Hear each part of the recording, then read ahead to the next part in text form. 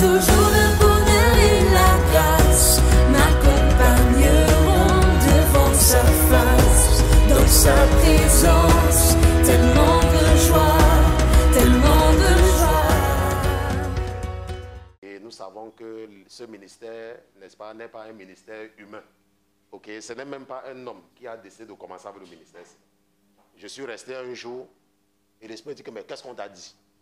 Et j'ai aussi commencé dans le salon. On se comprend. Donc ce n'est pas un ministère qui a été établi par un homme. Okay? Dieu lui-même, n'est-ce pas, est en train de contrôler tout ce qui se passe ici, là, et il est avec nous. Okay? Il est avec nous. Ce que je peux vous rassurer, c'est que Dieu est avec nous. Il est ici. Okay? Il est ici. Et pour tous ceux qui sont ici, là, vous pouvez vous-même voir dans vos vies. Il y a les choses même que même si vous ne voulez pas croire, il y a même vous voyez vous-même que Dieu est ici. N'est-ce pas? On n'a même pas besoin de vous dire quelque chose. Parce qu'il est là. Il y a des endroits, je me rappelle, et le Saint-Esprit me rappelait ça ce matin. Un jour, j'étais à l'église. Parce que c'est moi qui ouvrais l'église à New York. C'est moi qui ouvrais l'église. Je l'ai fait pendant des années. J'étais le premier pendant des années et le dernier pendant des années. Mais par la suite, quand le Seigneur a voulu me soulager, il a voulu me donner un peu de repos, il a envoyé des personnes, n'est-ce pas, pour venir nettoyer l'église. Parce que c'est moi qui ouvrais, je m'assurais que c'est propre, et quand les gens partaient, je nettoyais encore. Et j'arrangeais les chaises. Vous voyez, je faisais tout ça. Mais après, il a voulu me soulager, et il a envoyé des gens pour commencer à aider dans le domaine du nettoyage. Et quand les gens ont commencé à nettoyer, n'est-ce pas, je pouvais maintenant rentrer et laisser l'équipe de nettoyage fermer l'église. Mais c'est moi qui faisais tout ça. Vous voyez un peu, pendant des années. Et un jour, j'étais à l'église. Et il y a, en fait, depuis le Saint-Esprit dit que c'était 2 anges qui sont venus en forme humaine. Un homme et une femme. Ils étaient jeunes. Et ils sont venus, ils se sont assis autour de... Il était autour de 10 heures. 10 heures moins 10 heures. Et j'étais dans la salle technique en train de préparer le service. Et ils étaient assis là. Ok, ils étaient assis là. Un homme, une femme jeune. Ils étaient autour de 13, 14 ans, 15 ans. Et ils étaient assis là. Simple, hein? Ils étaient simplement habillés comme des Africains, pas comme avec l'habit des Africains, mais comme les jeunes Africains s'habillent. N'est-ce pas? Vous voyez la pauvreté sur eux. Vous ne voyez pas, ils n'ont pas les habits qui brillent et tout et tout. Et la femme, une jeune fille, dans les 13 ans, 12 ans, elle était assise et le garçon était assis. Et ils étaient là, ils ne m'ont pas salué, ils ne m'ont rien dit. Ils étaient seulement assis là. Et après un temps, je suis parti, je voulais passer et puis je les ai salués. Et ils m'ont demandé, ils m'ont posé une question. Et c'est aujourd'hui que je me demande, le Seigneur me rappelle là, ils m'ont posé une question. Il a dit, quel est le Dieu que vous servez ici? N'est-ce pas? Et je ne sais même pas s'il avait répondu. Je suis parti faire ce que j'avais à faire. Après un temps, ils sont partis. Et quelques temps après, le Saint-Esprit a commencé à me rappeler la scène. Me demander que, mais est-ce que tu te rappelles ce qui s'est passé?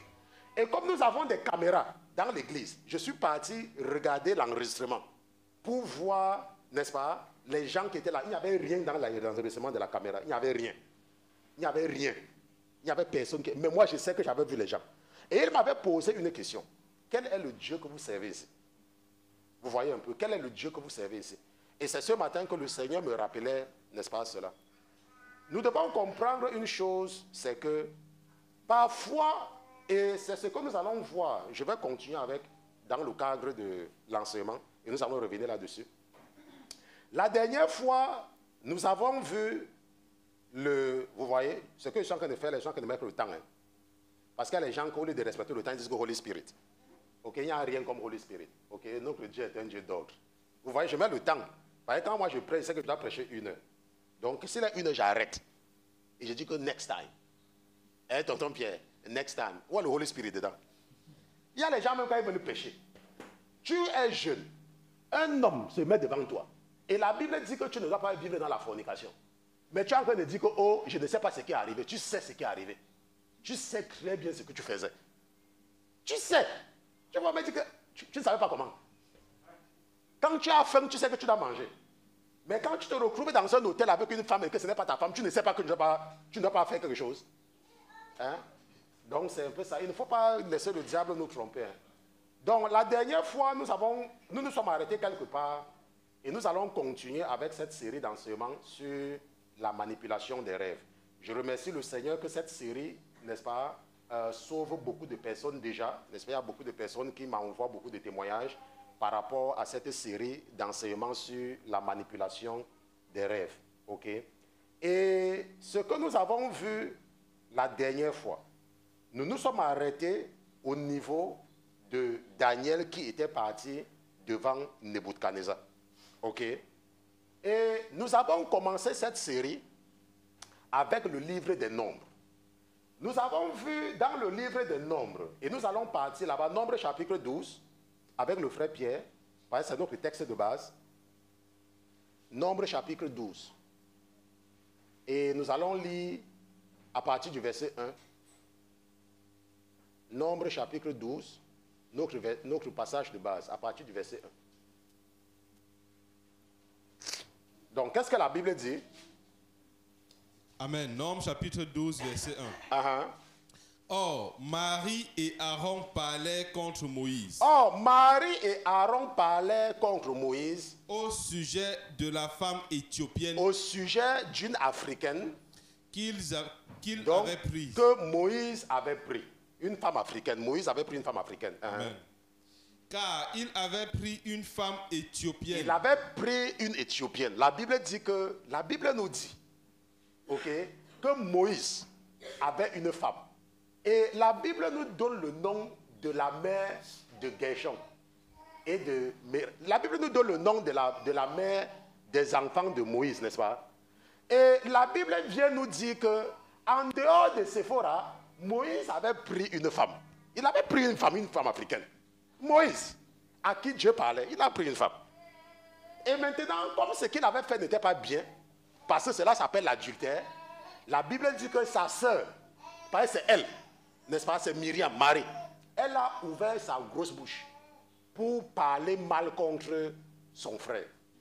Et nous avons vu la dernière fois que Dieu n'aime pas qu'on parle mal contre son serviteur. Dieu n'aime pas, c'est un principe pour lui. Parce que quand Dieu a choisi quelqu'un, comme nous avons vu avec Élihu, il n'a de compte à rendre à personne. Quand lui, il fait quelque chose, il n'a de compte à rendre à personne. La Bible nous dit que, ou alors nous savons, que Dieu est omniscient et présent. Il est omnipotent. Ça veut dire quoi? Ça veut dire que Dieu voit dans le futur, n'est-ce pas? Maintenant, donc Dieu savait que Moïse allait tromper sa femme. Il savait, mais il a choisi. Mais toi, c'est qui pour venir parler mal contre Moïse? Attends, toi, c'est qui? Donc tu es en train de dire que Dieu ne connaît rien. C'est ce que tu es en train de dire en fait. Et nous avons donc compris que c'est pour ça qu'il a frappé Marie. Et la raison pour laquelle il a donné un avertissement à Aaron, c'est parce que pour lui là, sa part devait venir après. Ok, sa part devait venir après. Ok. Maintenant, et la Bible nous dit au verset 2 que, et il dit. Et il dit, l'Éternel n'a-t-il parlé par Moïse seul? Oui, c'est ça. N'a-t-il point aussi parlé par nous? Et l'Éternel l'entendit. Oui, et l'Éternel l'entendit. Amen. Or, Moïse était un homme fort doux, plus qu'aucun homme qui soit sur la terre. Et l'Éternel dit soudain à Moïse, à Aaron et à Marie, sortez, vous trois, vers le tabernacle d'assignation. Et ils y allèrent tous trois. Et l'Éternel descendit dans la colonne de nuit et se tint à l'entrée du tabernacle. Puis il appela Aaron et Marie, et ils vinrent tous deux. Et il dit, écoutez bien mes paroles. S'il y a parmi vous un prophète. Donc s'il y a parmi vous un prophète. Moi l'Éternel, je me fais connaître à lui en vision. Je lui parle en songe. Il n'en est pas ainsi de mon serviteur Moïse. Qui est fidèle dans toute ma maison. Ok. Donc c'est pour ça que nous sommes inspirés de ce passage pour avoir cette série d'enseignements sur la manipulation des rêves. Parce que l'Éternel dit, s'il y a un prophète parmi vous, moi l'Éternel, je me fais connaître à lui en vision, je lui parle en songe. Mais il n'en est pas ainsi de mon serviteur Moïse, à qui je parle face à face. Et j'ai expliqué le face à face là. Okay? Le face à face, ça veut dire que Dieu venait s'asseoir pour manger avec lui. Okay? Ça veut seulement dire que Dieu parlait à Moïse, n'est-ce pas? Moïse entendait la voix de l'Éternel. Okay? Et lorsque le Seigneur m'a appelé, et j'ai dit ça plusieurs fois, le Seigneur avait dit qu'il va d'abord commencer à me parler par des rêves. C'est ce qu'il avait dit en 2010. Qu'il va d'abord commencer à me parler par des rêves. Et un jour, je me suis seulement rendu compte que j'avais certains rêves qui se réalisaient. Et je me suis aussi rendu compte que je comprends les rêves. Ça ne dépend pas, même si tu rêves et je ne te connais pas, moi je comprends. Et pour comprendre, je ne fais même pas l'effort. Hein. C'est que quand quelqu'un est en train de me raconter un rêve, c'est comme si on est en train de causer. Et je comprends seulement, ça comprend seulement.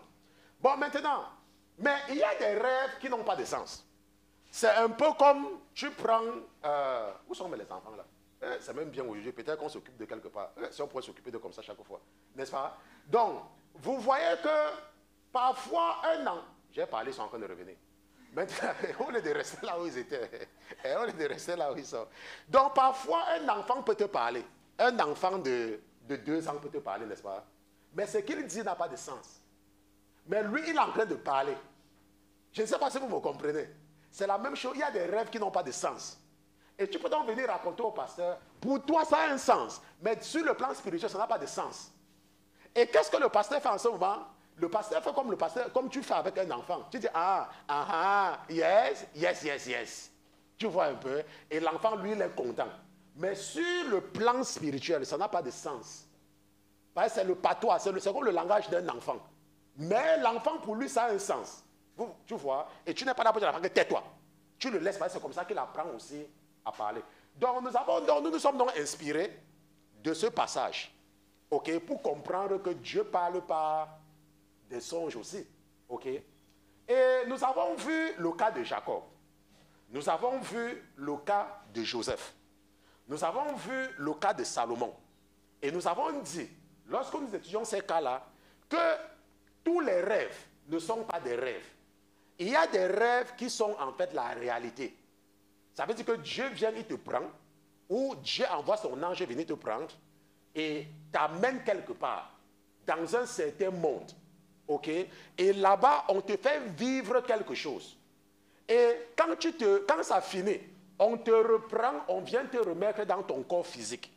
Et tu te lèves. Et tu te dis que, mais attends, j'ai rêvé ceci, j'ai rêvé cela. Okay? Ça, je vous ai expliqué ça la dernière fois. Et ça, ce sont parfois des rêves que, quand tu racontes au pasteur, tu peux raconter ça à n'importe qui peut comprendre. Parce que ce n'était pas un rêve. Mais nous savons qu'il y a ce qu'on appelle des vrais rêves, là où Dieu parle pas des énigmes. C'est ce qu'il a dit. Il dit les énigmes. Donc c'est codé. Et il faut donc un certain esprit pour décoder. Et j'ai fait un enseignement là où j'avais parlé des rêves. Et je vous avais expliqué, n'est-ce pas, comment Dieu nous aide à comprendre cela par le cryptage de l'information, avec la clé publique et la clé privée. Ça veut dire que je te donne ma clé privée, et à chaque fois que je t'envoie un message, tu utilises cette clé privée-là pour comprendre. Mais toute personne qui n'a pas la clé privée peut voir mon message, mais ne peut pas comprendre. Pourquoi? Parce que pour comprendre mon message, je code avec une clé publique. Mais pour décoder, il faut une clé privée. Et je t'ai déjà donné cette clé-là. C'est pour cela que dans l'intelligence artificielle que nous voyons maintenant, lorsque tu as un compte, et que peut-être ta banque veut s'assurer que c'est toi, au moment de créer ton compte, ils disent que nous allons confirmer ton numéro de téléphone. Et ils t'envoient un premier code. Tu dis, oh, j'ai reçu tel chiffre. Il le confirme, ce numéro de téléphone, parce que la première communication est venue de cette façon. Maintenant, par la suite, quand ils veulent maintenant t'envoyer un message, ça veut dire que tu peux maintenant voir ton compte. Ils disent que, oh, on va vérifier si c'est toi. OK? Et ils t'envoient un code qui va maintenant ouvrir la porte. Dieu raconte tout cela pour nous montrer seulement comment les choses se passent sur le plan spirituel. OK? C'est exactement la même chose, mais sur un plan beaucoup plus humain. Voilà. Maintenant, La dernière fois, nous avons commencé avec le cas de Daniel. Et nous avons vu comment Daniel a opéré avec l'amour à partir du début. La Bible dit que Daniel pouvait aller voir le roi. Il avait un accès direct au roi. Lorsque le roi Nebuchadnezzar a donné l'ordre de tuer tous les sages, la Bible dit que Daniel est parti voir directement le roi sans l'intervention de Arioch. Sans l'intervention, il est parti voir directement le roi. Et la Bible dit que Daniel a prié, mais il n'a pas prié seul. Daniel voulait que Dieu parle. Et Daniel est venu à l'église. Daniel a dit, nous allons jeûner le mois prochain. Mais Dieu ne m'a pas encore donné le message du jeûne. Prions. Et Dieu va nous donner le message. Et la Bible dit que Dieu est venu donner le message du jeûne à Daniel. Et Daniel a maintenant pris le message et venu maintenant aussi partager. Ok? Il y a les gens qui ne grandissent pas. Donc parfois quand je fais ces parallèles, c'est pour aider les gens à comprendre. Parce que si je reste sur Daniel, ils ne vont pas comprendre. Donc quand je prends l'exemple du jeûne, il y a les gens qui vont comprendre. Ok? Et ils vont savoir que, oh, donc c'est ça que ça veut dire. Vous voyez un peu, c'est comme ça que les gens comprennent. Maintenant, ce que nous avons donc vu, c'est que lorsque Daniel a reçu la révélation, Daniel a agi par amour. Daniel a dit à Arioch. Et nous avons compris pourquoi il est parti voir Arioch. Parce qu'il pouvait partir voir le roi directement. C'est parce que Arioch était occupé à tuer. Et il fallait donc qu'il le discrète pour qu'il arrête de tuer. Et il est donc parti. Et quand il a maintenant pris Arioch, il a dit, Arioch, accompagne-moi. Et quand Arioch l'accompagnait, il ne pouvait plus tuer les gens. Parce qu'il était occupé maintenant avec Daniel. Et arrivé devant le roi, Daniel n'a pas seulement commencé à raconter ce qu'il a vu. Daniel a d'abord intercédé pour les autres, pour que la colère du roi baisse envers les autres. Et nous avons expliqué la dernière fois que c'est comme cela qu'un enfant de Dieu opère. Quand tu as reçu l'Esprit de Dieu, ce n'est même pas qu'on t'enseigne ce que je suis en train de te dire là, parce que moi, on ne m'a pas enseigné ça. C'est parce que l'Esprit de Dieu, qui est un esprit d'amour, te fait toujours voir l'amour et la bonté de Dieu dans toutes les situations. Lorsque tu as l'Esprit de Dieu, ça te fait voir la bonté et l'amour partout. Je vous ai dit qu'un chrétien est qualifié de méchant s'il n'a pas dit à son patron que celui-là ne connaît pas travailler. Ça veut dire quoi? Tu es un chrétien et tu travailles avec mon tintin. Maintenant, toi, il ne connaît pas travailler. Et toi, tu es un chrétien. Tu es méchant en tant que chrétien si tu n'as pas dit à ton patron que celui-là ne connaît pas travailler. Ça, c'est la méchanceté. Si tu es un chrétien et on te dit de laver les assiettes avec Pierre, et Pierre ne connaît pas laver les assiettes, tu laves tes assiettes et ses assiettes. Et quand on te demande, vous avez lavé les assiettes, tu dis, oui, patron. Et tu rentres à la maison. Voilà comment le chrétien se comporte. Un chrétien. Je ne parle pas de celui qui vient à l'église. Je suis en train de parler du chrétien.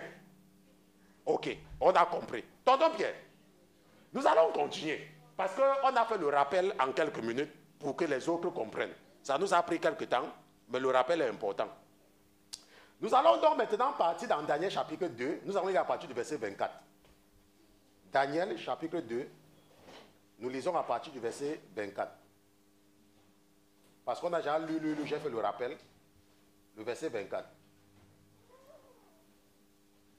Qu'est-ce que la Bible dit? Donc tu vas prendre par là-bas pour qu'en continuant, les gens sachent que c'est là que nous nous sommes arrêtés. Amen. Daniel chapitre 2, verset 24. Chapitre 2, verset 24. Amen. C'est pourquoi Daniel alla vers Arioch, à qui le roi avait ordonné de faire périr tous les sages de Babylone. Il alla et lui parla ainsi. Ne fais pas périr tous les sages de Babylone. Introduis-moi auprès du roi et je donnerai au roi l'interprétation. Voilà, il n'y a plus besoin de parler ici. C'est ça que j'ai à expliquer. Ok, on doit continuer. Alors, Arioch, verset 25. Alors Arioc introduisit promptement. Alors Arioc introduisit promptement Daniel auprès du roi. Oui. Et lui parla ainsi. J'ai trouvé parmi les captifs de Juda un homme qui donnera au roi l'interprétation. Le roi prit la parole et dit à Daniel, qu'on appelait Belshazar. Es-tu capable de me faire connaître le songe que j'ai eu et son interprétation? Daniel répondit en présence du roi et dit, le secret que le roi demande, ni les sages, ni les astrologues, ni les magiciens, ni les devins, ne sont capables de le découvrir au roi. Mais il y a un Dieu, dans les cieux qui révèle les secrets. Et il a fait connaître au roi Nebuchadnezzar ce qui doit arriver dans la suite des jours. Voilà la suite des jours. Voici ton songe. Et les visions de ta tête sur ta couche. Donc nous sommes arrêtés ici la dernière fois. Amen. Ok. Donc je ne vais plus expliquer quelque chose. Parce que si tu n'as pas écouté la première, va écouter la 4e partie. Parce que nous devons continuer. Maintenant, nous continuons maintenant. Ok, on continue maintenant. Maintenant, on continue. J'appuie maintenant next. Daniel chapitre 2, verset 29. Donc Daniel chapitre 2, verset 29. Nous lisons la version d'Osterval. Okay. Or, ô roi, il t'est monté des pensées sur ta couche. Oui. Touchant ce qui arrivera dans la suite. Et celui qui révèle les secrets t'a fait connaître ce qui arrivera. Donc celui qui révèle les secrets t'a fait connaître ce qui arrivera. Celui qui révèle les secrets. Et qu'est-ce que la Bible dit? Et ce secret m'a été révélé. Non qu'il ait eu en moi plus de sagesse qu'aucun des vivants. Qu'en aucun des vivants. Mais pour que l'interprétation en soit donnée au roi.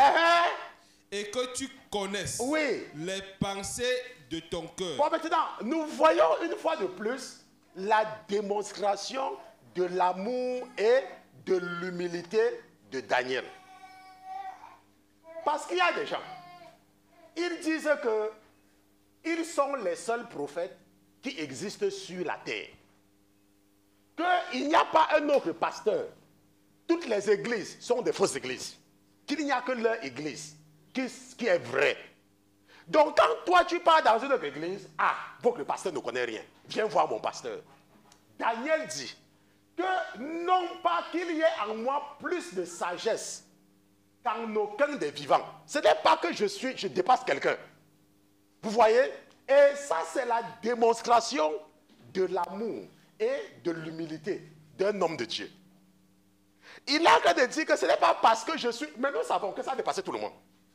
On sait tous que ça a dépassé tout le monde. Mais Daniel seul a eu l'interprétation. Mais Daniel est humble. Daniel dit que ce n'est pas parce que je dépasse les autres. Quand tu es un chrétien, il ne faut jamais croire que Dieu est seulement dans ta maison. Qui t'a dit ça? Dieu est dans les maisons de tout le monde. Qui t'a dit que Dieu est seulement dans ta maison? Qui t'a dit qu'il n'y a que toi qui pries et que Dieu écoute?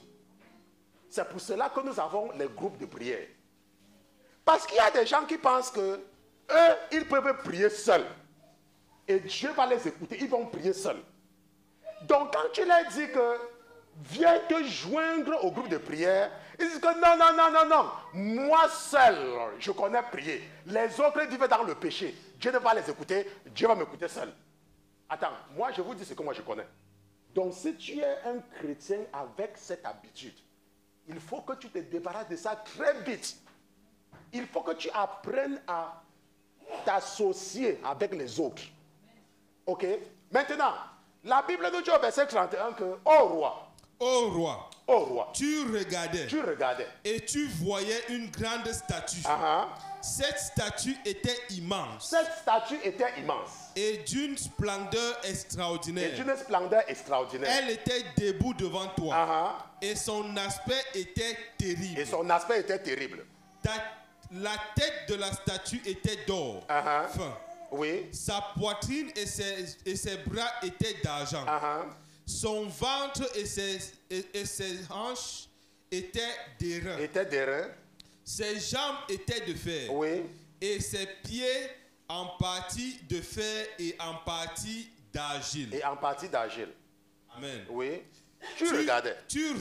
Oui. Jusqu'à ce qu'une pierre fût détachée sans le secours d'aucune main et frappa la statue dans ses pieds, qui étaient de fer et d'argile, et les brisa. Amen.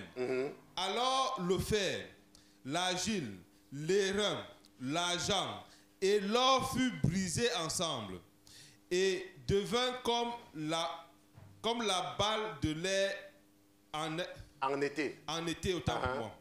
Et les vents les emporta. Oui. Il ne s'en trouva plus de vestiges. Oui. Mais la pierre qui avait frappé la statue devint une grande montagne et remplit toute la terre. C'est là le songe. Nous en donnerons l'interprétation devant le roi. Donc nous en donnerons l'interprétation devant le roi. La Bible dit que Daniel a fait ce songe. Daniel, n'est-ce pas? Le roi a fait le songe ici là. Et Daniel a fait le même songe. On se comprend? Daniel a fait le même songe. Parce que le roi n'a pas raconté son songe à Daniel. Daniel a fait le songe ici. Et c'est le même songe que Nebuchadnezzar a fait. Parfois, le Seigneur me montre des choses. Je viens, je me mets ici là. Je vous dis que l'Éternel m'a montré ceci. Et parfois, il y a certains de vos frères et vos sœurs qui font exactement le même rêve. Le même rêve. Ils me disent, pasteur, j'ai fait le même rêve. Vous voyez, Dieu, il est Dieu. Il peut te montrer quelque chose et montrer la même chose à quelqu'un d'autre. Maintenant, lorsque tu rêves, tu peux rêver étant fatigué. Ça veut dire que tu es dans une période de jeûne, par exemple, et tu fais un rêve. Et quand tu te lèves le matin, tu oublies le rêve que tu as fait. Maintenant, si c'est que c'est important, Dieu va te faire refaire le même rêve. Tu vas refaire le même rêve. Ok? Et tu vas dire que, mais j'avais déjà rêvé ça. Et après, tu ne prends pas ça au sérieux. Et quelque temps après, Dieu te fait encore rêver le même rêve. Pour te dire que je suis en train de te parler depuis, tu dois prendre le rêve aussi au sérieux. Hein? Donc, tu peux faire le même rêve plusieurs fois. Maintenant, il y a des gens qui viennent me voir. Ils disent, oh pasteur, j'ai rêvé ceci, j'ai rêvé ceci, j'ai rêvé ceci. Laisse-moi dire que non. Il manque des détails. Dis à la personne de prier encore pour que le rêve là revienne. Maintenant, si le rêve ne revient pas, parce que ce ne sont pas tous les rêves qui sont les rêves qui sont inspirés de Dieu. Le diable aussi peut te donner un rêve. On se comprend? Le diable aussi peut te donner un rêve. Pas parce que tu vis dans le péché. Hein. Le diable peut te faire rêver. Il vient, Dieu permet au diable de venir te donner un rêve. Et les autres des cieux observent aussi pour voir ce que tu vas faire avec le rêve là. Il regarde, il dit ok, on lui a donné un rêve. Regardez un peu comment il va se comporter. Maintenant, lorsque tu es un enfant de Dieu, à chaque fois que tu fais un rêve, tu dois rechercher, n'est-ce pas, dans ce rêve, le parallèle avec la parole de Dieu. Est-ce que le rêve que j'ai eu, est-ce que c'est biblique? Est-ce que c'est biblique? Maintenant, si ton rêve n'est pas biblique, comment Dieu va donc te parler s'il sait que sa parole ne va pas t'aider à comprendre ce qu'il t'a dit? Mais il y a des gens, quand ils ont un rêve, ils sont pressés de courir. Oh, j'ai rêvé. Attends, le rêve que tu as eu, est-ce que c'est biblique? Est-ce que sur le plan de la parole de Dieu, est-ce que cela a un sens? Maintenant, si ça n'a pas de sens, tu rejettes. Mais comment est-ce que les gens se comportent la plupart du temps? Si quelqu'un rêve que le diable est venu les taper ici, là, ou bien que le chien est venu les mordre, là, ils savent que ce n'est pas bien, hein, maman Elisabeth. Ils se lèvent le matin. I pray. I cancel any attack of the enemy. I cancel any attack of the enemy. Oh, si l'ennemi me cherche, l'ennemi qui est venu me mordre, il m'a mordu ici, là. Je tape ta bouche, tape ta bouche, tape ta bouche. Là, ils sont... Là, non, là, ils vont taper la bouche. Ils vont taper. Bon, maintenant, si maintenant le diable vient leur donner un rêve sur leur frère, que oh, ton frère est venu voler ton argent. C'est là le matin. Oui, c'est même ça. C'est même un sorcier. Je vous suis que c'est un sorcier. C'est un sorcier, je dis toujours. J'avais dit au passé, le passé ne m'a pas cru. Voilà, il est venu voler mon argent. Mais attends. Le chien qui est venu te mordre, pour toi, ça a un sens. Mais ton frère, qu'on a montré qu'il est venu voler ton argent, c'est vrai. Donc tu ne peux pas prier pour annuler l'autre là. Mais tu as quand même prié pour annuler le chien et taper la bouche du chien. Vous voyez un peu? C'est pour ça que je dis souvent qu'il y a des gens qui marchent avec Dieu et qui n'ont pas l'amour en eux. Ok? Pendant que je cherche, parce que j'ai préparé ça la dernière fois, mais comme on avait tellement de choses à faire aujourd'hui, je ne sais pas là où ça se trouve. Mais je sais que ça se trouve quelque part. Donc je vais retrouver, n'est-ce pas? J'ai préparé, je ne sais pas si vous regardez ça pour moi là-bas, j'avais préparé une présentation sur Nebuchadnezzar. Voilà le rêve que Daniel a eu, que Dieu a donné à Daniel. Ok? Donc, dans le rêve, il dit que Nebuchadnezzar, tu as fait ce rêve que Dieu m'a aussi montré. La tête, tu as vu une grande statue et la tête était en or. Ok? La tête était en or. La poitrine et les bras étaient en argent. Maintenant, le ventre et les hanches étaient d'airain et les pieds, n'est-ce pas, étaient, la jambe était de fer. Et le pied était un mélange, n'est-ce pas, de fer et d'argile. Ok? Tout ce qu'on a lu là, tout ce que le frère Babadel, c'est ça ici en image. Ok? Et c'est quoi? Et ça, c'est dans Daniel chapitre 2. Voilà le rêve que Daniel a eu et que Nebuchadnezzar a eu. Maintenant, lorsque nous regardons ceci là, Nebuchadnezzar, lui, la Bible dit que quoi? Quand Daniel va interpréter le songe, Daniel va dire que Nebuchadnezzar, toi, c'est Dieu qui t'a établi. Et tu es la tête en or. C'est Dieu qui t'a établi. Et tu es la tête en or. Maintenant, rappelez-vous que je vous ai dit en introduction qu'il y a 2 personnes qui sont venues à l'église quand j'étais à New York et qui m'ont demandé quel est le Dieu que vous servez, n'est-ce pas? Je vous ai dit ça. Maintenant, et ce matin, parce que le Seigneur sait que je suis en train d'enseigner sur ça, et il m'a rappelé cet événement. Maintenant, la Bible nous dit que Nebuchadnezzar, on lui avait dit que, oh, toi roi, mon esprit dit que lis cela, ne les fais pas seulement penser, lis. Ok, je vais lire, n'est-ce pas?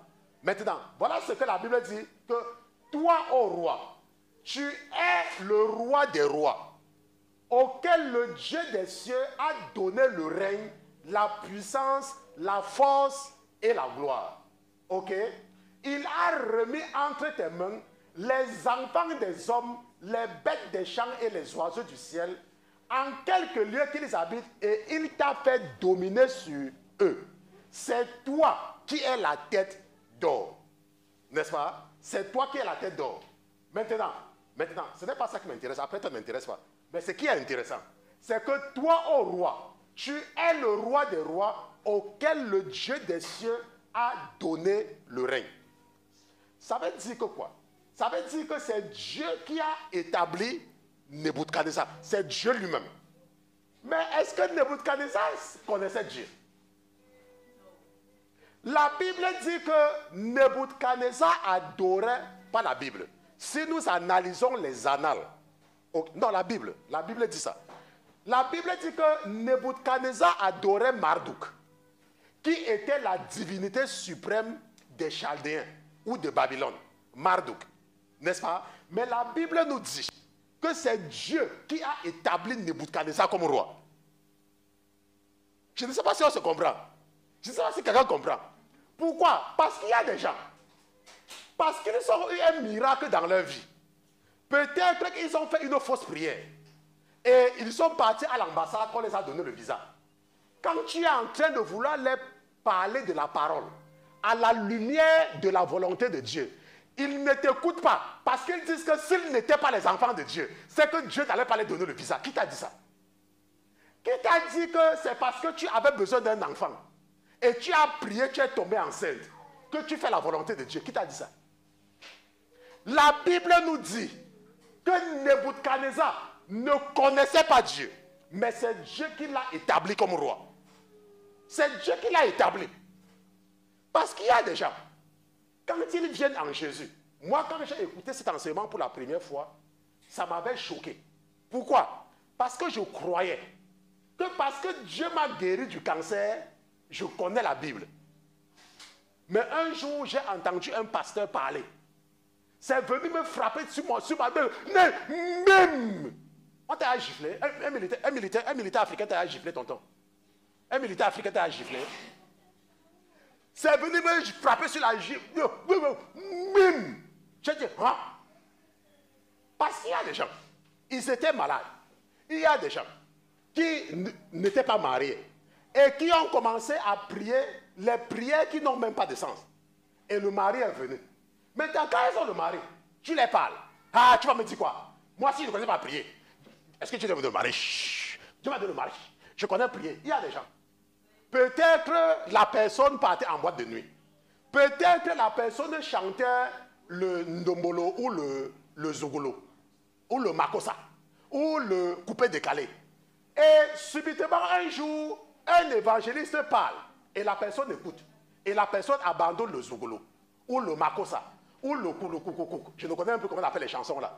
Et maintenant, quand tu veux parler à la personne dit, oh, j'ai accepté Jésus. J'ai accepté Jésus parce que je faisais la musique du monde. Maintenant, je chante la musique du monde. Je connais. Attends, qui t'a dit ça? Qui t'a dit que le fait de recevoir un miracle dans ta vie veut dire que tu connais Dieu? Qui t'a dit ça? La Bible dit que Nebuchadnezzar était roi. Pour ton information, si tu ne connais même pas, Belshazzar, qui a osé prendre même les vases d'or du temple pour boire dedans, et que Dieu a tué le même jour. Lui-même, il était roi. Et le règne de Belshazzar était annoncé. Donc, ce que nous comprenons ici, là, par le cru de Nebuchadnezzar, c'est que lorsque Dieu veut t'utiliser, il te fait commencer quelque part. Mais c'est à toi de faire la volonté de Dieu en mettant en pratique sa parole. Je prends mon exemple. Quand moi j'ai accepté le Seigneur, je vous ai raconté plusieurs fois ici que j'avais fait les faux papiers chez les Blancs. Mais parce que j'ai décidé de marcher avec Jésus, j'ai laissé comme un rapatrié. Non. Je vous ai raconté ça plusieurs fois. Mais je croyais que je faisais la volonté de Dieu. Mais qu'est-ce que je faisais? Je me rappelle, je vous ai dit que quand Dieu nous appelle, nous n'avons pas honte de notre vie passée. Parce que si Dieu nous a fait passer par là, c'est parce qu'il savait que cette vie passée-là va sauver quelqu'un. N'est-ce pas? Mais j'avais une femme. Mais vous savez que les hommes, comme ils sont ce qu'ils sont là, ils ne connaissent pas qu'ils restent tranquilles. Quand ils voient les femmes, ils cherchent toujours ce qui est caché. Et c'est donc comme ça que quand j'ai cru que j'ai accepté le Seigneur, on m'a rapatrié au pays. Je suis rentré, on m'a rapatrié à cause du nom de Jésus. Parce qu'elle dit que je ne veux plus mentir. Donc j'abandonne les dossiers du mensonge. Mais j'avais une personne que je connaissais. Et la personne disait que, oh, je vais t'épouser. Mais je m'attachais donc à la personne parce que je me disais que la personne va encore faire que je rentre chez les Blancs. Mais cette fois-ci avec les papiers, vous voyez un peu. Et j'avais un intérêt. Et vous savez ce que je faisais? Quand la personne m'appelait, j'étais avec ma femme. Je décrochais le téléphone. Je partais, je causais bien. Et elle savait bien avec qui je suis en train de les causer. Avec une autre femme. Et je rentrais et ça ne me dérangeait pas. Mais je partais à l'église. Je partais à l'église. Hein, et je croyais que je suis chrétien. Et les autres des cieux observaient. Les autres des cieux observaient. Les autres des cieux observaient. J'étais en train de faire du mal à quelqu'un. De façon inconsciente. Je parlais à une autre femme. En laissant ma femme dans la maison. Mais pour moi, je ne voyais pas le mal sur ça. Mais quand le Seigneur m'a visité, et qu'il a maintenant donné les papiers pour l'Amérique, quand la même personne m'appelait, je ne prenais plus au téléphone. Vous voyez maintenant la relation d'intérêt que beaucoup de personnes ont. Mais quand je faisais ça, les autres des cieux observaient. Les autres des cieux observaient. Et je ne faisais que continuer. C'est pour cela que le Seigneur a dit que, ok, je vais laisser qu'on lui frappe très bien. Parce qu'il y a des gens, quand le pasteur prêche, elle continue dans la désobéissance dans le foyer. Le mari parle, elle n'écoute pas. Elle n'écoute pas. Elle n'écoute pas. Oh, je vais à l'église. Je vais à l'église, j'ai accepté Jésus. Oh, je connais Jésus. On te demande de te soumettre à ton mari. Tu n'écoutes toujours pas. Attends, moi, on m'a frappé. La façon qu'on m'a frappé, tonton Jean. Chaque jour, quand je me lève, je réserve 1 heure de procédure. Vous ne savez pas les conséquences du péché. Hein? Parce que je reste devant vous, je vous parle, vous voyez quelqu'un qui est élégant, machin, truc, il met le machin. Vous ne savez pas la souffrance qui vient avec le péché. Ce n'est pas parce que tu as vu un miracle dans ta vie. Je pouvais me dire que, oh, je sais Dieu. Il m'a donné la loterie américaine, n'est-ce pas? Ça veut dire que je sais Dieu. Mais au même moment, j'étais en train de mépriser l'enfant de quelqu'un. Parce qu'elle n'avait pas de moyens. Parce qu'elle était dans une famille pauvre. Et il y a des chrétiens qui m'écoutent maintenant là, qui font exactement la même chose. Il y a des gens qui pensent qu'ils font la volonté de Dieu parce qu'ils ont reçu un petit miracle. Mais laisse-moi te dire que le diable est en train de bien te calculer. Et c'est quand je suis arrivé, quand la maladie m'a frappé, que maintenant, quand je lisais la Bible, je faisais attention. Mais avant, je croyais que j'étais déjà chrétien. Parce qu'il y a des gens, tu leur dis, ne parlez jamais mal d'un pasteur. Mais eux, leur conversation, c'est toujours sur les pasteurs. Tonton Jean. Hey, tu connais le nouveau pasteur là? Il prêche. Mais tu as demandé ce qu'il a dit. Tu ne crois même pas ce qu'il a dit. Attends, qui t'a dit de faire le commentaire sur ce qu'un pasteur a dit? Tu as entendu quelque chose là-bas. Laisse ça, garde ça pour toi, tu continues ta route. Pourquoi est-ce que tu as attiré la malédiction sur toi? Il a parlé ce qu'il a parlé, ça va? Tu n'as pas compris, va lire ta Bible. Hein? Mais les gens, je ne comprends pas comment les gens sont. Les gens, je ne sais même pas comment ils sont. Bon. Voilà. Quelqu'un a compris. Maintenant, si quelqu'un n'a pas compris, c'est son problème. Mais moi, je sais que quelqu'un a compris. Maintenant, la Bible nous dit, et nous allons chercher ça avec tonton Pierre, dans Daniel chapitre 3. N'est-ce pas? La Bible nous dit, dans Daniel chapitre 3, parce que je ne suis pas là pour lire la Bible pour vous. Si quelqu'un ne veut pas lire, quelqu'un va lire la suite. Ok? Daniel chapitre 3, verset 1. Allons, lisons. Qu'est-ce qui se passe après? Amen. Daniel chapitre 3, verset 1. Verset 1. Le roi Nebuchadnezzar fit une statue d'or. Une statue d'or. Haute de 60 coudées. Haute de 60 coudées. Et large de 6 coudées. Et large de 6 coudées. Il la dressa devant la plaine de Dura. Il la dressa dans la plaine de Dura. Dans la plaine de Dura. Dans la province de Babylone. Oui. Et le roi Nebuchadnezzar fit assembler les satrapes. Bon, maintenant, la Bible dit que le roi fit une statue d'or. Qu'est-ce qu'on avait dit à Nebuchadnezzar? Que toi, ô roi, tu es la tête en or, n'est-ce pas? La Bible dit que, oh, toi, ô roi, ici là, voilà ce qu'on a dit, le rêve qu'il a fait. Le rêve qu'il a fait. Oh, toi, ô roi, tu es la tête en or. Bon, maintenant, tonton Pierre, qu'est-ce que tu as lu au verset 1? Le roi Nebuchadnezzar fit une statue d'or. Le roi Nebuchadnezzar fit une statue d'or. Haute de 60 coudées. Haute de 60 coudées. Et la même statue, on a dit, toi, tu n'es que la tête d'or. Mais lui, il a fait, il dit que non, moi, je ne suis pas la tête d'or. Je suis tout. Continue, tonton. Haute de 60 coudées. Oui. Et large de 6 coudées. Et large de 6 coudées. Il la dressa devant la plaine de Dura. Oui. Dans la province de Babylone. Dans la province de Babylone. Amen. Oui. Et le roi Nebuchadnezzar fit assembler les satrapes. Les satrapes. Les préfets. Les préfets. Les gouverneurs. Les grands juges. Oui. les trésoriers, oui, les légistes, oui, les juges oui, et toutes les autorités des provinces, afin qu'ils viennent oui, à la dédicace de la statue que le roi Nebuchadnezzar avait élevée. Oui. Amen. Alors les satrapes, les préfets, les gouverneurs, les grands juges, les trésoriers, les légistes, les juges et toutes les autorités des provinces assemblèrent pour la dédicace de la statue que le roi Nebuchadnezzar avait élevée. Et ils se tinrent debout devant la statue qu'avait élevée Nebuchadnezzar. Et ils se tinrent debout. Amen. Oui. Et le héros cria à haute voix. Et le héros cria à haute voix. On vous fait savoir. On vous fait savoir. Peuple, nation et langue. Qu'au moment où vous entendrez le son de la trompette. Au moment où vous entendez le son de la trompette. De la flûte. De la sitar. De la sitar. De la sambuc. De la sambuc. Donc du psalterion. Oui, du psalterion. Du psalterion. Oui.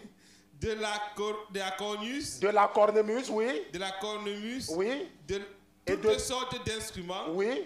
Vous aurez à vous prosterner et adorer la statue d'or que le roi Nebuchadnezzar a élevée. Bon, maintenant, maman Christelle, nous avons vu que c'est Dieu qui a établi le roi Nebuchadnezzar, non? Nous avons vu ensemble que c'est Dieu qui a établi. C'est Dieu lui-même, le Dieu des cieux. C'est lui qui a établi le roi Nebuchadnezzar. Nous avons vu ça. Tout le monde a vu. Et on a tous lu ensemble. Maintenant, il savait que quelques temps après, il y a un problème à Babylone. Il y a comme un attentat, comme un attentat, comme un coup d'État. Les gens ont essayé de le renverser.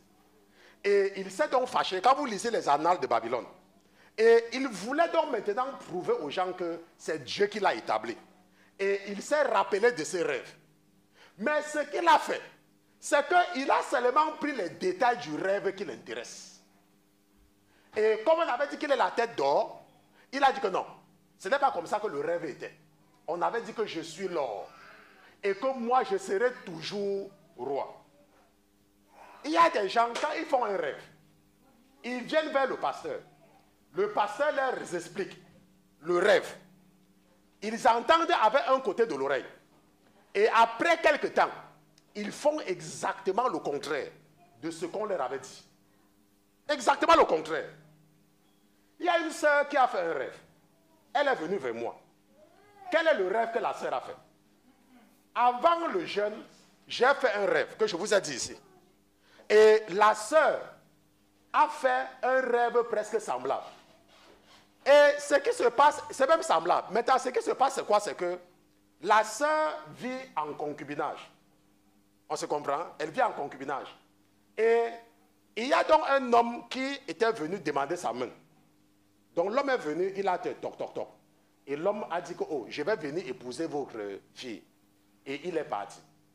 Maintenant, comme les gens ne savent pas attendre, elle a dit que non, comment toi tu viens me connaître, tu pars, partons une fois. C'est donc comme ça qu'elle a suivi l'homme et parti rester avec lui. Et arrivée là-bas, en faisant les choses, elle est tombée enceinte. Et comme ça, comme elle est tombée enceinte, elle a accouché. Mais elle aime le Seigneur. On se comprend? Elle aime le Seigneur. Je suis en train de dire qu'elle aime le Seigneur. Elle a toujours aimé Dieu. Maintenant, parce qu'elle vit dans cette situation, quelques temps après, Dieu s'arrange à ce qu'elle tombe sur un de mes enseignements. Et pendant que nous sommes en train de vouloir jeûner, je fais un rêve. Dieu lui donne exactement le même rêve. Vous savez pourquoi Dieu a fait ça? C'est parce que Dieu voulait établir le climat de confiance. Que, mais attends, tu as fait un rêve, il a fait le même rêve. On se comprend. Maintenant, sa situation maintenant commence à la déranger. Parce que maintenant, elle se rend compte qu'elle vit dans le péché. Puisqu'elle vit encore, elle n'est pas mariée. L'homme est venu, il a cogné. Elle a dit que non, toi tu cognes seulement. Pardon, ouvre la porte une fois. Pardon. Ils sont partis, ok. Maintenant, quand elle me parle, elle n'arrive plus à dormir. Elle a tous les problèmes. Le sommeil est parti. Je lui dis que c'est parce que le Saint-Esprit peut te faire comprendre que tu es en train de vivre dans le péché. Et ça l'a dérangé, ça l'a dérangé, ça l'a dérangé. Un jour, elle m'écrit, elle me dit, oh pasteur, je suis rentré chez mes parents. Vous savez ce qui s'est passé? Elle est maintenant partie voir les satrapes, les magiciens et les devins de son église, qui lui ont dit que non, il t'a épousé. Venez cogner à la porte sur le mariage. Donc rentre chez lui. Les anciens de son église. Et elle n'est toujours pas quoi. Elle me dit, pasteur, les anciens de mon église ont dit que quand un homme vient cogner à la porte, c'est le mariage. Donc je dois rentrer habiter chez lui. Vous voyez donc, nous avons dans des églises les gens que le diable a mis là pour s'assurer que tu vas demeurer dans le péché. Et on lui a donné 1 Corinthiens chapitre 7 pour lui confirmer qu'elle est mariée. Bon, moi j'ai cru que je n'ai jamais lu 1 Corinthiens chapitre 7. C'est ce que moi j'ai cru dans un premier temps. Je suis parti encore bien lire. Je dis que mais attends, 1 Corinthiens chapitre 7, moi je lis. Où est le rapport avec ce qu'on se raconte là? Pardon, on va un peu lire si toi tu as lu. On se comprend. Donc nous devons comprendre que Nebuchadnezzar avait eu un rêve. Et la Bible nous dit que quoi? Que les magiciens, les devins, personne n'avait compris. Maintenant, quand l'attentat s'est posé, ce sont les mêmes gens qui ont réussi à convaincre Nebuchadnezzar à faire une statue entière en or. Maintenant, si nous lisons bien l'histoire, nous allons nous rendre compte que Shadrach, Meshach et Abednego, ils ont dit qu'on ne peut pas s'agenouiller devant toi. Parce que moi, quand j'étais à New York, et je vais tout vous dire ça, on voulait que je me laisse former par quelqu'un qui vit dans le péché. J'ai dit, je ne vais jamais faire cette formation-là. Jamais, jamais, ça n'aura jamais lieu. Ça n'aura jamais lieu. Si je dois me faire former en tant que pasteur, ça doit être par quelqu'un qui mène une vie de pasteur. Parce que le chien ne va pas aller former le lion. Ou alors, je ne sais pas comment je peux prendre un exemple. Tu ne vas pas me dire que tu vis dans le péché. Et tu es le champion du commérage dans l'église. Et on me dit à moi de venir me faire former par toi. Jamais. Ça n'aura pas lieu, ça n'aura jamais lieu, et ça ne sera jamais impossible, ça n'aura jamais lieu. La Bible dit que c'est Dieu qui avait établi Nebuchadnezzar. Et Nebuchadnezzar a fait la statue. N'est-ce pas? Parce que c'est Dieu qui avait établi Nebuchadnezzar. Les amis de Daniel sont donc partis s'agenouiller devant lui. Parce qu'il y a des gens qui ne comprennent pas les principes spirituels. Ce n'est pas parce que Dieu a établi quelqu'un que la personne va te demander d'aller adorer les statues et tu vas partir. Tu dis non, non et c'est non et tu restes là. Et tu laisses ton Dieu venir couper le problème. Parce que ce que le diable va faire, c'est quoi? Le diable va partir monter un faux procès en enfer. Que il va te mettre à l'accusation, il va dire que tu n'as pas écouté ce qu'on t'a dit. Je crois que c'est tonton Pierre qui avait fait le rêve un jour. Que pasteur, j'ai vu comment tu étais, il y avait un procès. Et on t'accusait, c'est ce que tu m'avais raconté. J'ai vu un procès, machin truc. Parce que les gens vont dire que, il fallait seulement accepter de te faire former. Parce que c'est ton pasteur qui t'avait dit ça. Attends, quel pasteur? Tu es Dieu. Quelqu'un vit dans le péché. Et on me dit d'aller m'agenouiller devant la statue. Et je pars parce que c'est le pasteur qui a dit, je ne pars pas. Et c'est comme cela qu'un chrétien doit se comporter. Ce n'est pas parce que Dieu a dit que soumets-toi à ton mari, que ton mari va te dire que ne prie plus. Tu arrêtes aussi de prier. Pourquoi? Pour le mariage? Non. Il y a des limites dans toutes choses. Il y a des limites dans toutes choses. Ce n'est pas parce qu'on encourage aux femmes de se soumettre à leur mari que ton mari va dire que ne prie plus. Et tu dis que, le pasteur dit que dans mon mari dit que je ne prie plus. Si tu ne pries plus, tu vas leur faire quoi? Donc tu ne vas pas parler à ton Dieu parce que le mari. Là-bas, la soumission, quand on parle de soumission, on ne parle pas de l'autre là. Quand on parle de soumission, on parle que ton mari t'a dit que viens porter l'enfant. Tu viens, tu portes l'enfant. Ton mari a dit que lave les assiettes. Tu laves les assiettes. Ton mari a dit que essuie la maison. Tu as essuyé la maison. C'est de ça que nous on parle. Hein. Le corps, ton mari dit que j'ai besoin, mon corps a besoin d'aide. Tu dis que ok, la Bible a dit que mon corps c'est ton corps. Prends, on se comprend? C'est de ça qu'on parle. On ne parle pas que tu veux prier. Tu es en train de prier. Le mari dit que je ne t'ai pas dit de ne plus prier dans la maison si. Tu ne pries plus, je vais te chasser. Il y a une de vos sœurs qui est venue me dire un jour que son mari l'a donné jusqu'à jeudi pour quitter la maison. Je lui ai dit que, ok, comme il t'a donné jusqu'à jeudi pour quitter la maison, dis-lui que quand le jeudi là va venir, c'est lui qui va quitter la maison là. Parce que son problème, c'est que je veux que tu pries. Non, quand on parle de soumission, on ne parle pas de l'autre là. Il ne faut pas souvent m'entendre mal. On parle de la soumission quand ça concerne les tâches et la responsabilité de la femme dans le mariage. Ok? Donc, c'est pour ça que je vous ai dit que parfois, lorsque tu es en face de l'autorité, ok? Ce que l'erreur que Marie avait fait, c'est que Marie avait osé parler en mal de Moïse. Ça, c'est l'erreur que Marie avait fait. Mais en dehors de ça, si Marie avait seulement pris le problème et parti devant Dieu avec, ça ne devait pas être un problème. Si Marie avait pris le problème et allait devant Dieu, si vous lisez bien la Bible dit que lorsque Dieu a donné la loi sur l'héritage, si vous lisez bien la Bible, ok, Dieu a dit que ce sont les hommes qui doivent hériter. Maintenant, il y a une tribu en Israël, la tribu de Manassé. La Bible dit que leur père n'avait pas fait de garçons. Leur père n'avait pas fait de garçons, elles étaient seulement des filles. Et lorsqu'on avait donc défini la loi sur l'héritage, on avait seulement fait allusion aux garçons. Maintenant, qu'est-ce qu'elles ont fait? Elles sont parties prier. Et elles sont parties voir Moïse. Elles n'ont pas dit à Moïse que,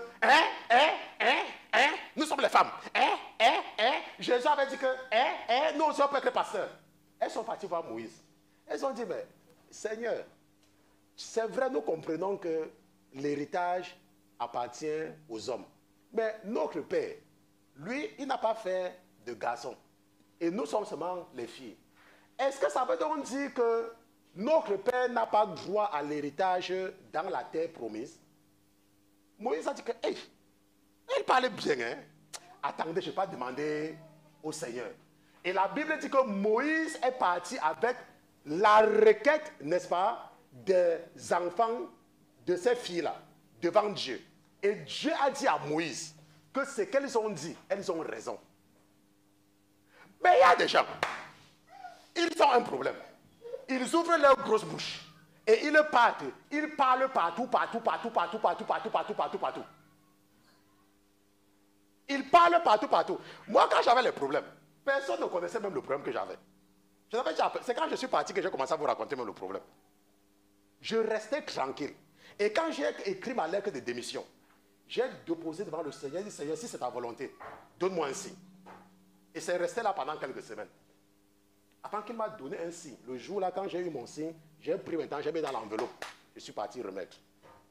Parce que pour moi, je ne vais pas me laisser former par quelqu'un qui ne fait pas la volonté de Dieu. Moi, tu ne sais pas mon Dieu et tu me formes. Ça veut dire que quand tu vas me former, je vais commencer à servir ton Dieu, non? Parce que tu vas m'enseigner les manières de ton Dieu, qui n'est pas le Dieu que moi je connais. Et en ce moment, je vais commencer à servir un autre Dieu et moi, je ne vais pas le faire. C'est pour ça que j'avais pris mes pieds et je suis parti. Et par la suite, les gesticulations, ce n'était pas mon problème. Et moi, je suis encore là, jusqu'aujourd'hui. On se comprend? Donc, Nebuchadnezzar, on lui a dit que tu es la tête en or. Mais lui, il est parti, il a dit que non, je ne peux pas être la tête en or seulement. Moi, je suis tout. Et tout le monde doit venir m'adorer. D'où les deux là, qui étaient venus à l'église ce jour-là. Et m'ont demandé, quel est le Dieu que vous servez dans cette église? Vous servez quel Dieu? C'est Jésus que vous servez ou alors c'est un homme que vous servez? C'est Jésus que vous servez ou bien c'est un homme? Nous devons avoir l'attitude de serviteur. Lorsque le Seigneur nous dit quelque chose, ou alors lorsque le Seigneur met quelque chose dans notre cœur, nous ne devons pas toujours chercher à avoir raison. Dieu n'est pas le camarade de classe de quelqu'un. Pour qu'il te dise quelque chose maintenant, et après une semaine, il vient te dire encore la même chose. Ce n'est pas ton camarade. Nous avons vu dans le livre de Job, c'est Job chapitre 35, il n'a de compte à rendre à personne. Lorsqu'il t'a dit quelque chose, il te dit, il quitte sur ça, il part. Maintenant, si après tu veux, tu prends le sucre, tu essayes de mettre tout autour comme tu veux, c'est ton problème. Dieu nous a dit que nous devons être obéissants. N'est-ce pas? C'est ce que Dieu nous a dit. Que nous devons être obéissants. Maintenant, toi, tu refuses d'être obéissant. Et tu te dis que Dieu est avec moi. Non, Dieu n'est pas avec toi. Parce que tu n'es pas obéissant. Donc nous devons marcher et nous ne devons pas nous comporter comme Nebuchadnezzar. Je n'ai pas envie d'entrer dans l'histoire de ce que représente la tête en or, le bras et le torseau en fer. Non, ce n'est pas là l'objet de l'étude biblique. Je peux aller là-bas, mais ce n'est pas ça. Le plus important dans le cadre de cette prédication, c'est que nous devons comprendre que Dieu, quand il nous parle d'une certaine façon. Et nous ne devons pas chercher toujours à embellir ce qu'il nous a dit, comme Nebuchadnezzar. Le temps de Nebuchadnezzar était limité. Mais lui, il a voulu dire qu'il est éternel. Et son cœur a continué à gonfler. Et la Bible dit que parce que son cœur gonflait, qu'est-ce qui s'est passé? Dieu a fait qu'il commence à manger les herbes. Et il a mangé les herbes pendant des années. Parce que Dieu l'a frappé. Donc si le Seigneur vient te dire quelque chose, ou alors tu reçois une révélation, et tu te dis que j'ai reçu la révélation, c'est moi qui vais faire ceci, laissez-moi vous dire, dans le livre des Actes, la Bible nous dit que les premiers chrétiens étaient d'un commun accord. Et à cause de cela, Jésus était avec eux et c'est Jésus qui les faisait croître. La croissance d'un ministère n'est pas fonction des efforts que nous allons faire. La croissance est fonction de la volonté de Dieu que nous propageons dans le monde. Si Dieu voit que nous faisons le bon travail et qu'il doit atteindre des millions de personnes à travers nous, c'est lui-même qui va s'occuper de ça. C'est lui-même. La Bible nous dit que quoi? Que quand Nebuchadnezzar a eu ses rêves, quand il a eu ses rêves, il ne dormait pas. Le rêve l'a tellement dérangé qu'il a réuni tout le monde. Le rêve l'a tellement dérangé qu'il a réuni tout le monde parce qu'il n'arrivait pas à dormir. C'est la même chose qu'il y a des gens que quand le moment va venir, Dieu va mettre dans leur cœur, n'est-ce pas, de construire une maison pour lui. Et tant qu'ils ne vont pas faire ça, ils ne vont pas dormir. Moi, je sais. Il y a des gens que Dieu a déjà même mis ça dans leur cœur. Et ils doivent seulement accomplir ça pour avoir le sommeil. Et c'est comme ça que le Seigneur opère. Donc parfois tu peux rester et dire que je pense dans mon cœur que, laisse-moi te dire, tu as pensé que tu devais manger, tu as mangé. Tu as pensé que tu devais manger, tu as mangé. On se comprend? Tu as pensé que tu devais manger et tu as mangé. Nous allons nous arrêter ici, là, dans le cas, n'est-ce pas, de Nebuchadnezzar. Et je pense que nous allons encore prendre un exemple, l'exemple de Joseph. Et avec un peu plus de chance, l'exemple de la femme de Ponce Pilate. Et nous allons, avant de conclure cette série d'enseignements sur la manipulation des rêves.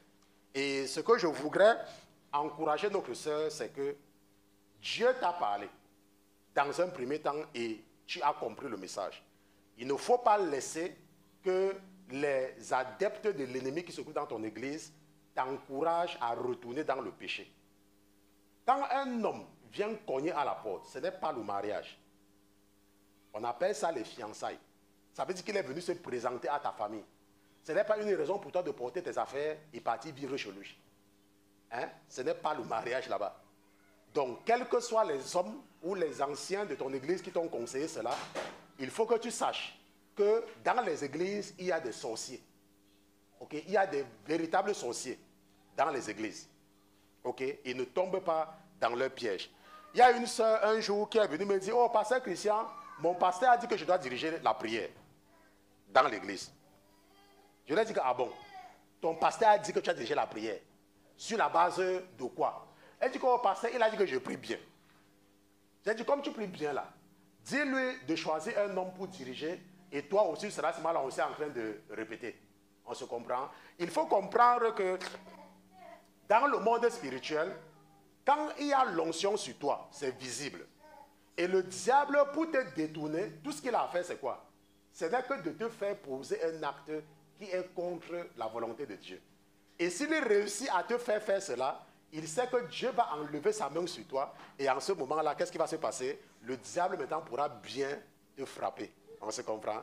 Donc, c'est un peu cela. Et tant que nous faisons la volonté de Dieu, comme Shadrach, Meshach et Abednego.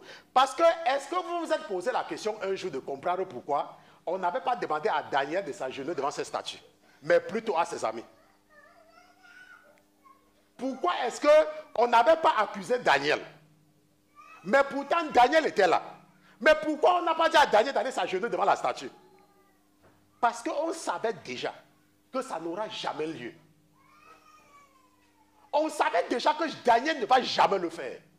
Donc, quand tu es un chrétien et qu'on connaît déjà ton identité spirituelle, le diable ne peut pas te tenter sur certaines choses. Parce qu'il sait. Mais c'est quand tu es un genre de chrétien moumou. Dans mon pays, on appelle ça moumou. Maman Elisabeth, c'est moumou. Quand tu es un chrétien moumou, on sait qu'on peut te pousser à gauche ou pas. On peut te coucher à gauche. On va donc te faire certaines choses. Mais Daniel, on n'a même pas essayé de venir lui dire quelque chose. On n'a même pas essayé. On n'a même pas essayé. Parce que lui, d'abord même, il n'est même pas parti là-bas. Daniel n'est même pas parti là-bas. Pour aller faire quoi? Il partait faire quoi? Mais quand vous allez demander que même, et qu'est-ce que Shadrach, Meshach et Abednego faisaient là-bas? Dieu les a placés là-bas pour nous raconter cette histoire. Parce qu'eux-mêmes, ils sont partis. Mais ils ont dit qu'on ne se met pas à genoux. Et on utilise donc cela pour montrer que Jésus était avec eux. Parce qu'on les a mis dans la fournaise de feu. On les a mis où? Dans la fournaise de feu. On m'a pris. On a dit, tu ne mets même plus les versets bibliques sur le programme de l'église. J'ai dit Amen. Après, on me dit que tu ne touches même plus le micro à l'église. Tu ne touches même plus le micro. J'ai dit, ok. Après, on dit, signe ici. C'est ce qu'on m'a dit, hein? Que signe ici, là. Que signe ici. Que tu vas recommencer à toucher le micro quand tu vas accepter de te faire former. J'ai dit que je ne vais jamais signer. Et prenez encore ça. Allez donner à la personne que vous a donné que je ne vais jamais signer. Et après cela, le Seigneur a mis dans mon cœur de quitter l'église. L'église est fermée aujourd'hui. C'est fermé aujourd'hui. Et moi, je suis en train de parler. On a dit signe, signe. J'ai dit ne signe pas. Gardez votre micro, gardez votre programme, gardez votre église, gardez votre statut. Parce que ce qu'on voulait me dire, c'est que quoi? Que si tu termines la formation, on va te nommer assistant pasteur. C'est ce qu'on m'avait dit. Donc je devais partir faire la formation pour devenir assistant pasteur. On met la statue devant toi. Que tu dois adorer la statue. Sinon on va te tuer. Je suis parti. Shadrach, Meshach, Abednego, ils ont dit niet. Et c'est comme ça que le chrétien doit se comporter. On se comprend? Donc nous allons nous lever. On va s'arrêter ici pour aujourd'hui. Et nous allons prier. Allez!